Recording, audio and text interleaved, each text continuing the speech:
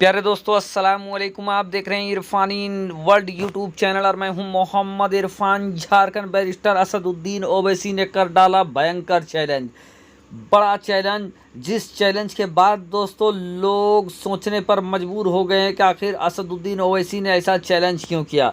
दोस्तों, असदुद्दीन ओवैसी का वो कौन सा चैलेंज है जिसके बाद भक्त भी बिलबिला उठे हैं।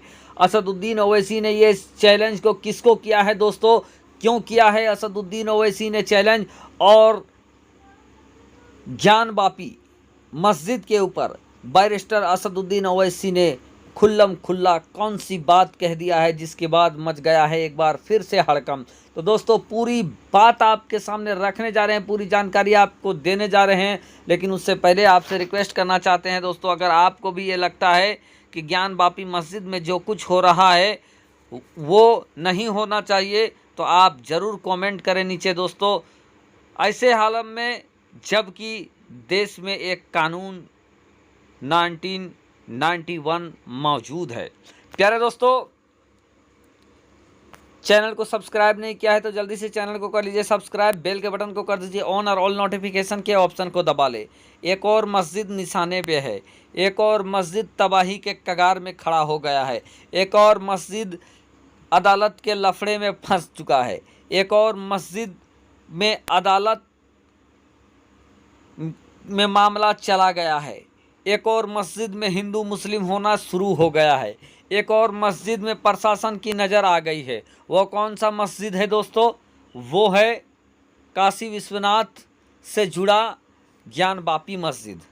ज्ञान वापी मस्जिद में दोस्तों निचले अदालत ने ये फैसला सुनाया है और एक कमिश्नर की नियुक्ति किया है जिसका काम मस्जिद का सर्वेक्षण करना है, निरीक्षण करना है और जांच रिपोर्ट तैयार करके उसका वीडियोग्राफी करके कोर्ट में देना है। इसी चीज़ को लेकर दोस्तों असदुद्दीन ओवैसी ने खुल्लम खुल्ला चैलेंज कर डाला है। असदुद्दीन ओवैसी ने ये चैलेंज किसको किया है दोस्तों, आप भी सोचकर मजबूर हो जाएंगे। और क्यों किया है पूरी जानकारी दें, लेकिन उससे पहले आपको ये बता दें कि भारत में एक कानून मौजूद है जिसको वर्शिप एक्ट कहते हैं। ये कानून 1991 को धारा में आया। इस कानून के पास होने के बाद और इस कानून के बनने के बाद जो बात सामने आई वो बात ये है कि भारत के आज़ादी के समय यानी 15 अगस्त 1947 को जो धर्म स्थल जिनके कब्ज़े में है, जिस स्थिति में है, उसके स्थिति से छेड़छाड़ नहीं किया जाएगा, उस पर किसी भी तरीके का दखल अंदाजी नहीं किया जाएगा। अगर कोई मस्जिद किसी के कब्ज़े में है मुसलमानों के तो वो मस्जिद उसी के अंदर में रहेगा। अगर कोई मंदिर किसी के कब्ज़े में है तो वो मंदिर उन्हीं के अंदर रहेगा। गुरुद्वारा, गिरजा, चर्च जो कुछ भी हो, कोई भी धर्म स्थल आज़ादी के समय जिसके अंडर में रहा वो धर्म स्थल उसी का कहलाएगा, उसी का अधिकार उस धर्म स्थल पर होगा। ये साफ तौर पर दोस्तों देश का कानून जो कि 1991 का कानून है, वर्शिप एक्ट है, ये कहता है। अब इस कानून को सब जानते हैं, लेकिन सब जानने के बाद निचली अदालत ने याचिका स्वीकार किया।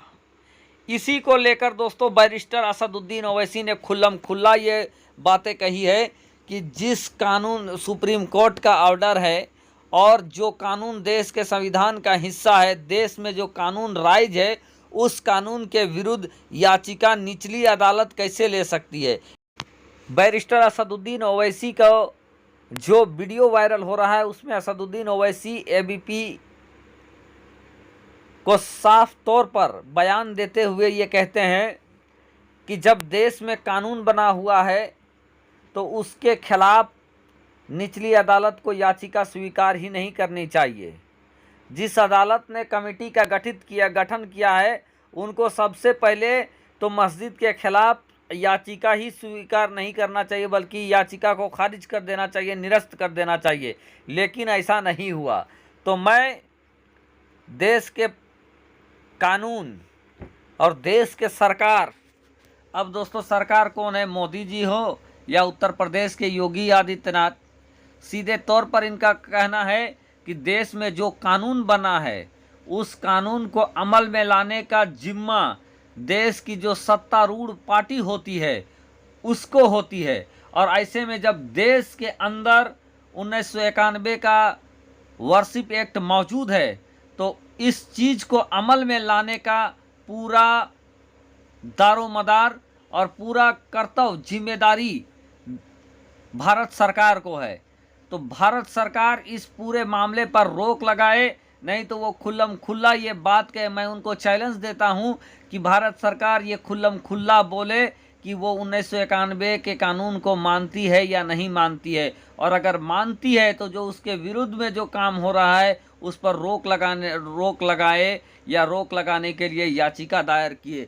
इस तरीके की बात दोस्तों असदुद्दीन ओवैसी ने खुल्लम खुल्ला चैलेंज करते हुए, केंद्र सरकार को खुल्लम खुल्ला चैलेंज करते हुए उनका वीडियो वायरल हो रहा है, जो कि मामला पूरा ज्ञानवापी मस्जिद से जुड़ा हुआ है। दोस्तों आप जानते हैं बैरिस्टर असदुद्दीन ओवैसी किसी भी मुद्दे पर बड़ा ही बेबाकी के साथ और तार्किक बात रखते हैं, और इस मुद्दे में भी, ज्ञानवापी मस्जिद के मुद्दे में भी उन्होंने तार्किक बात कहा है। उन्होंने कहा कि जैसे ही जो न्यूज एंकर को वो इंटरव्यू दे रहे थे उनको कहा कि आपने ये देखा कि जैसे ही वहाँ पर सर्वेक्षण की टीम गई, कमिश्नर की टीम गई, वहाँ पर नमाजियों की तादाद बढ़ गई। इसका मकसद यही था, मतलब यही बनता है कि मुसलमानों को ये लग रहा है कि एक और मस्जिद तोड़ने की साजिश चल रही है, और यही इसी डर ने मुसलमानों को वहाँ पर खींचा और पहले से ज़्यादा लोग वहाँ नमाज पढ़ने के लिए पहुँचे। ये बातें असदुद्दीन ओवैसी ने न्यूज एंकर को अपना इंटरव्यू देते हुए कहा, और साथ ही साथ उनको कहा कि ये सारी बातें आप लोगों ने खुद अपने रिपोर्ट में बताया है कि कैसे मुसलमानों की तादाद वहाँ बढ़ गई, और देश में एक कानून होने के बावजूद उस कानून को धता बताते हुए अर्जी लिया गया, और अर्जी में बहस होने के बाद कमेटी गठन किया गया, जबकि देश का कानून कहता है, देश का संविधान कहता है कि ऐसा नहीं हो सकता है, देश में पहले से कानून बना हुआ है। ये सारी बातें असदुद्दीन ओवैसी ने कही, और एक बार फिर से दोस्तों वो खड़े हो जाते हैं। जब उनसे कहा गया कि क्या ज्ञानवापी मस्जिद के ऊपर जो मामला हो रहा है क्या उसके विरुद्ध में आप कोर्ट जाएंगे, तो असदुद्दीन ओवैसी ने ये बात कही कि मैं कोर्ट में क्यों जाऊं, जबकि देश का कानून कहता है ऐसा नहीं होना चाहिए, और देश के कानून का हिफाजत करने का जिम्मा देश की सरकार का है, तो सरकार को ऐसा करना चाहिए। सरकार क्या करती है मैं उनको खुल्लम खुल्ला चैलेंज देता हूं।